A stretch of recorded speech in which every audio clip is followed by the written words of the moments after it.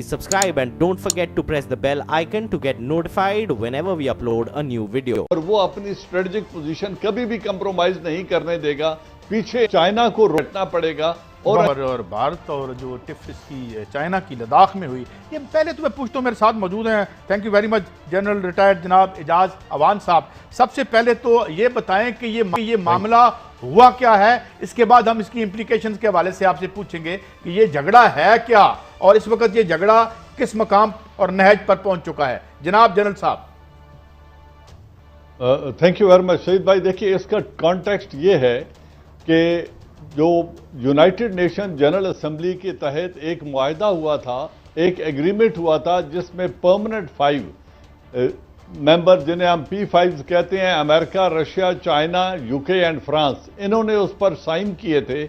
कि जम्मू एंड कश्मीर और लद्दाख एक हल तलब मामला है और इसका स्टेटस को तब्दील नहीं किया जाएगा। क्योंकि चाइना लद्दाख पर अपना क्लेम दाखिल करता था और वो कहता था लद्दाख मेरी टेरिटरी है और हिंदुस्तान इस पर अपना क्लेम करता था, लिहाजा चाइना को रोका गया। इन 5 ममालिक ने एक एग्रीमेंट साइन किया जिसको JKL एग्रीमेंट 1948 कहते हैं। उसके तहत इसके स्टेटस को बहाल रखना था और इसमें कोई फिजिकल एग्रेशन या फिजिकल ऑक्यूपेशन नहीं करनी थी स्टेटस को चेंज करने के लिए। हिंदुस्तान ने, चूंकि हिंदुस्तान उसका सिग्नेटरी नहीं था और अब मोदी गवर्नमेंट को रश ऑफ ब्लड हुआ और इन्होंने 370 एंड 35A को रिवोक करके कश्मीर का स्टेटस चेंज किया और लद्दाख को यूनियन टेरिटरी डिक्लेयर कर दिया और लद्दाख को कहा कि ये हिंदुस्तान का हिस्सा है। इस तरह जो एक्चुअल लाइन ऑफ कॉन्टैक्ट थी उसको इंडिया और चाइना का इंटरनेशनल बॉर्डर बना दिया और लद्दाख को अपने हिंदुस्तान का हिस्सा शो कर दिया। अब चाइना इस स्टेटस को कभी भी नहीं चलने देगा और ये है वो असल डिस्प्यूट कि हिंदुस्तान की जो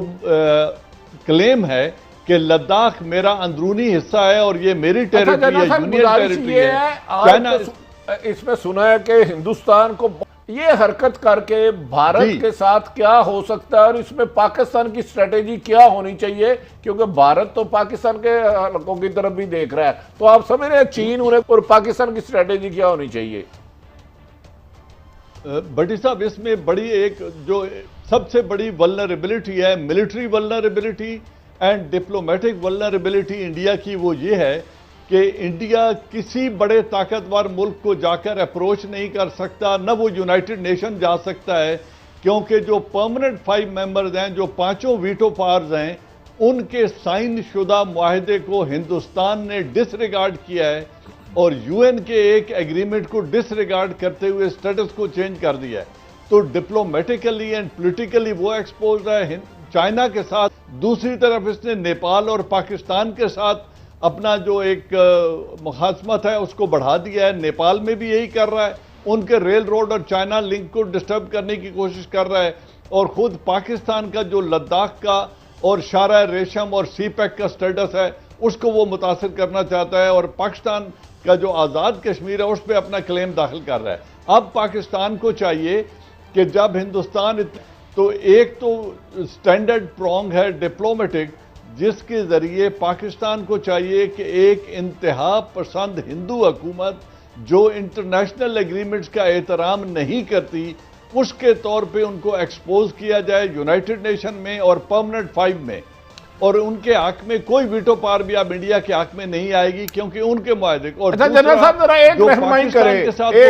एक रहनुमाई करें। आप क्या समझते हैं जो मोदी ने सर पे एक जंगी जुनून है, उसका ये जुनून अगर ये चीन के साथ टकराता है तो कितना का नुकसान हो सकता है? मैं समझता हूं कि ये भारत की डिसइंटीग्रेशन का सबब बन सकता है,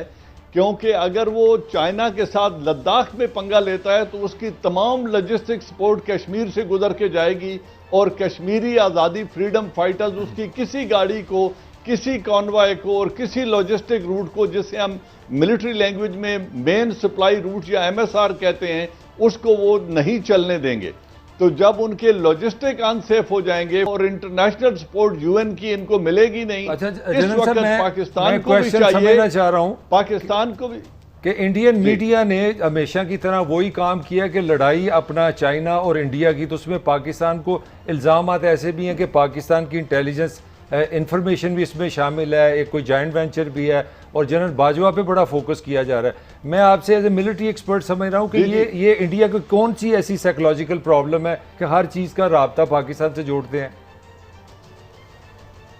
ये इस वक्त उन्हें जो कश्मीर में मुश्किल का जिसका सामना है, एक वो पाकिस्तान आर्मी चीफ को और पाकिस्तान आर्मी को डिस्क्रेडिट करना चाहते हैं, और उनको वो एक बोंडा सा इल्ज़ाम लगा के, एक बेबुनियाद बात करके कि जी उन्होंने कश्मीर को तर्क कर दिया है, छोड़ दिया है, अबेंडन कर दिया है। एक तरफ ये इल्ज़ाम लगाना चाहते हैं,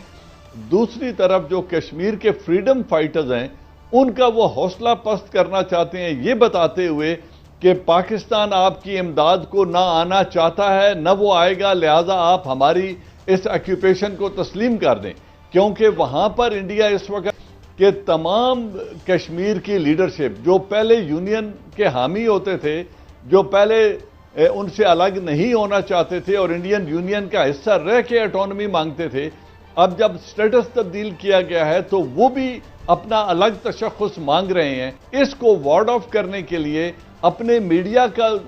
उनको एक टॉपिक देने के लिए और लोगों को ये एक रॉन्ग नैरेटिव बेचने के लिए वो पाकिस्तान आर्मी चीफ की स्टेटमेंट को ट्विस्ट कर रहे हैं और पाकिस्तान आर्मी को डिस्क्रेडिट की कोशिश कर रहे हैं करने की, और खुद कश्मीर के फ्रीडम फाइटर के हौसले पस्त करने की कोशिश कर रहे हैं। अच्छा जनरल साहब, आज उनके मीडिया की गुफ्तगू देख के लग रहा है, ऐसे लग रहा है कि वो पाकिस्तान फौज और जनरल बाजवा से इस पे क्या आप फरमाते हैं?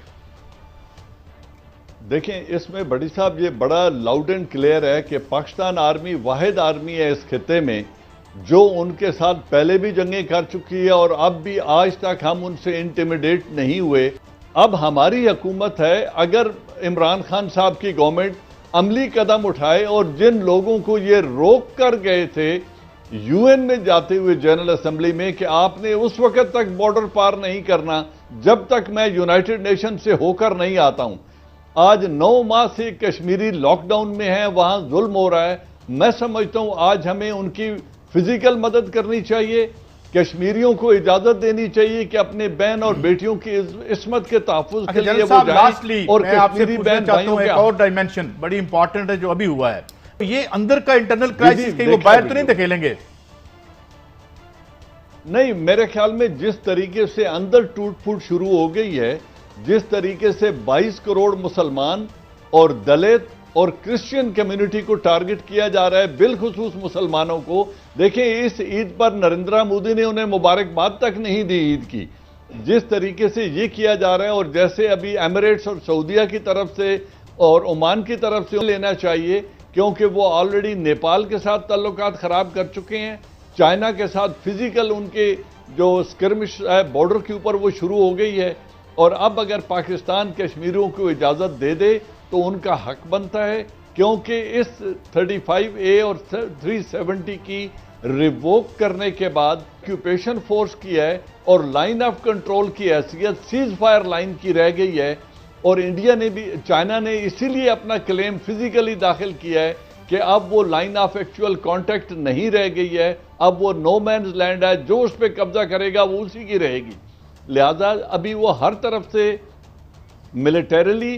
पॉलिटिकली और डिप्लोमेटिकली इंडिया फर्दर एस्केलेशन का खतरा है चाइना और इंडिया के माबैन।